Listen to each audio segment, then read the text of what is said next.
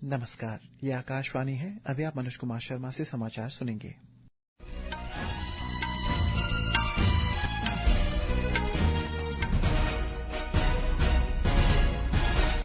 पहले मुख्य समाचार। राष्ट्रपति द्रौपदी मुर्मू ने जनता से राष्ट्रप्रथम की भावना के साथ सी राजगोपालाचारी के जीवन और विरासत से प्रेरणा लेने का किया आह्वान। श्रीमती मुर्मू ने नई दिल्ली में राष्ट्रपति भवन में एडविन लुटियंस की प्रतिमा के स्थान पर श्री राजगोपालाचारी की प्रतिमा का किया अनावरण। गृह और सहकारिता मंत्री अमित शाह ने नई दिल्ली में भारत टैक्सी के सारथियों से की बातचीत। कहा, भारत टैक्सी सहकारी समिति चालकों को उनके काम का स्वामित्व प्रदान करने में उन्हें बनाएगी सशक्त। अरुणाचल प्रदेश भाजपा अध्यक्ष कालिंग मोयोंग ने असम की जनता से सुशासन, विकासोन्मुख नीतियों और लोकतांत्रिक मूल्यों के पक्ष में मतदान करने की अपील। अरुणाचल प्रदेश पुलिस के एक सहायक उप निरीक्षक की लोहित जिले में जंगली हाथी के हमले में हुई मृत्यु। ईस्ट सियांग जिले के पासीघाट में ग्रामीण समृद्धि के लिए औषधीय एवं सुगंधित पौधों, पूर्वोत्तर भारत में इस क्षेत्र के लिए रणनीतिक रोडमैप विषय पर आयोजित 3 दिवसीय राष्ट्र सम्मेलन हुआ संपन्न। तेहरान में भारतीय दूतावास ने अपने नागरिकों से ईरान छोड़ने का आग्रह किया।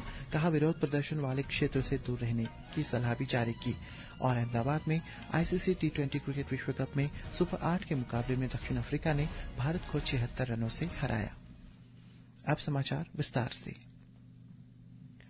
पहले भारतीय गवर्नर जनरल चक्रवर्ती गोपालाचारी के जीवन के विरासत का प्रदर्शन राजाजी उत्सव नई दिल्ली के राष्ट्रपति भवन में आज आरंभ हुआ।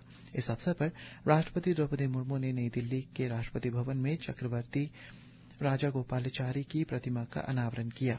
चक्रवर्ती राजागोपालाचारी की प्रतिमा अशोक मंडपम के पास खुली सीढ़ी पर एडविन लुटियंस की प्रतिमा के स्थान पर स्थापित कर दी गई है।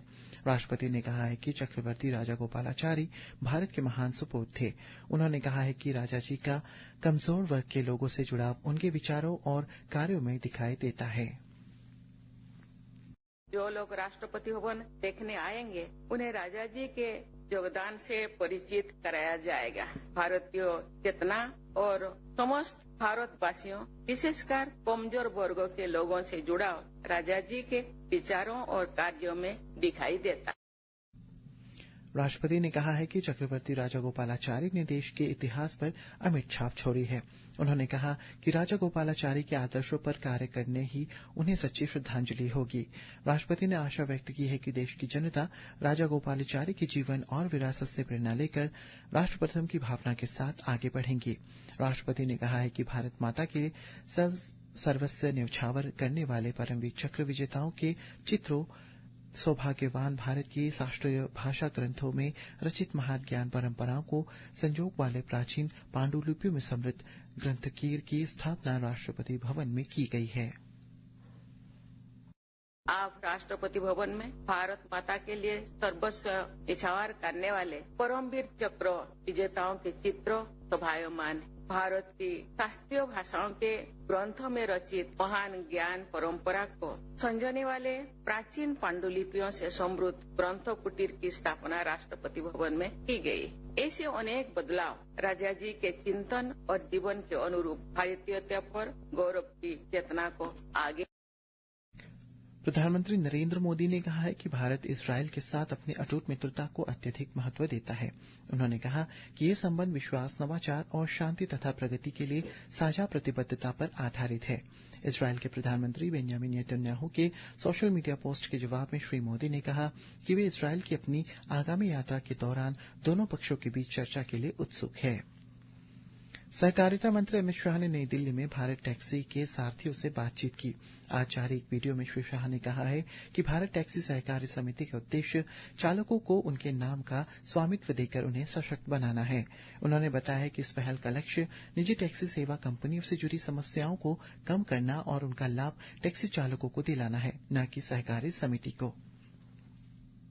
जो मेहनत कर रहा है उसी को मुनाफा मिले, किसी सेठ को न मिले। भारत टैक्सी का विचार क्यों आया? ये जो आपने कहा ढेर सारी कंप्लेंट्स आती थी, 30% कट जाता था, कोई सर्टेनिटी नहीं थी, कोई सुरक्षा नहीं थी, जितनी भी कंप्लेंट्स हैं वो, इसका निवारण क्या? वो जो कंपनियां हैं वो कंपनियां चलाने का उद्देश्य मालिक को धनी बनाना है कि मालिक। भारत टैक्सी की अनूठी सारथी दीदी पहल का उल्लेख करते हुए श्री शाह ने कहा है कि इस सुविधा के माध्यम से महिला यात्री अपना यात्रा के लिए महिला चालकों का चयन कर सकती है। श्री शाह ने बताया कि भारत टैक्सी की सारथी महिलाओं को बीमा लाभ और आसान ऋण सुविधाएं मिलेंगी। उन्होंने कहा है कि आगामी दिनों में इस ऐप में महिला सुरक्षा के लिए विशेष उपाय शामिल किए जाएंगे। आने वाले दिनों में सारथी दीदी का नाम से ऐप में प्रोविजन करेंगे। जो महिला अकेली यात्री होगी वो स्वाभाविक रूप से दीदी को प्रायोरिटी दे। इससे किसी का कोई भाई का भी बिजनेस खत्म नहीं होगा, आप चिंता मत करिए। सारथी दीदी सबसे ज्यादा क्लिक करें। अरुणाचल प्रदेश भाजपा अध्यक्ष कालिंग मोयोंग ने रविवार को असम की जनता से सुशासन, विकासोन्मुख नीतियों और लोकतांत्रिक मूल्यों के पक्ष में मतदान करने की अपील की। उन्होंने विश्वनाथ जिले में मन की बात कार्यक्रम के 131वें संस्करण में भाग लेते हुए कहा है कि असम और अरुणाचल प्रदेश दोनों में भाजपा की सरकार होने के कारण दोनों राज्यों के बीच बेहतर समन्वय, सांस्कृतिक तथा आर्थिक संबंध मजबूत हुए हैं। उन्होंने विश्वास व्यक्त किया है कि आगामी विधानसभा चुनावों में असम की जनता एक बार फिर भाजपा को ही समर्थन देगी। अरुणाचल प्रदेश पुलिस के एक सहायक उप निरीक्षक एएसआई की लोहित जिले में जंगली हाथी के हमले में मृत्यु हुई। सोनपुरा पुलिस थाने में तैनात 40 वर्षीय एएसआई मार्टिन लगो गत शनिवार सुबह लगभग 10:30 पर अपने साथियों के साथ लोहित नदी किनारे गए थे, तभी उनका सामना एक जंगली हाथी से हुआ। पुलिस द्वारा अस्वाभाविक मृत्यु का मामला दर्ज कर पोस्टमार्टम के बाद शव परिजनों को सौंप दिया गया है। ईस्ट सियांग जिले के पासीघाट में ग्रामीण समृद्धि के लिए औषधीय एवं सुगंधित पौधे पूर्वोत्तर भारत में इस क्षेत्र के लिए रणनीतिक रोडमैप विषय पर आयोजित 3 दिवसीय राष्ट्रीय सम्मेलन रविवार को संपन्न हुआ।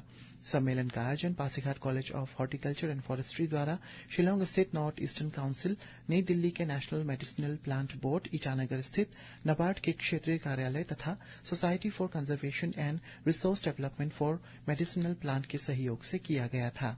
इस अवसर पर पासीघाट विधायक तापी दारांग ने पूर्वोत्तर क्षेत्र में औषधीय एवं सुगंधित पौधों की आर्थिक संभावनाओं पर प्रकाश डाला। सम्मेलन में 100 से अधिक वैज्ञानिकों, शिक्षाविदों, विद्यार्थियों, उद्यमियों एवं प्रगतिशील किसानों ने भाग लिया। और अंत में मुख्य समाचार एक बार फिर। राष्ट्रपति द्रौपदी मुर्मू ने जनता से राष्ट्र प्रथम की भावना के साथ राजा गोपालाचारी के जीवन और विरासत में प्रेरणा लेने का किया आह्वान।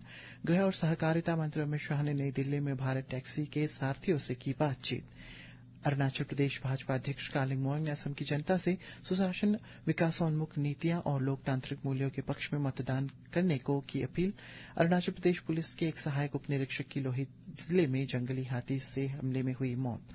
और ईस्ट सियांग जिले के पासीघाट में ग्रामीण समृद्धि के लिए औषधीय एवं सुगंधित पौधे पूर्वोत्तर भारत के इस क्षेत्र के लिए रणनीतिक रोडमैप विषय पर आयोजित 3 दिवसीय राष्ट्रीय सम्मेलन हुआ संपन्न। इसी के साथ ये समाचार बुलेटिन समाप्त हुआ। नमस्कार।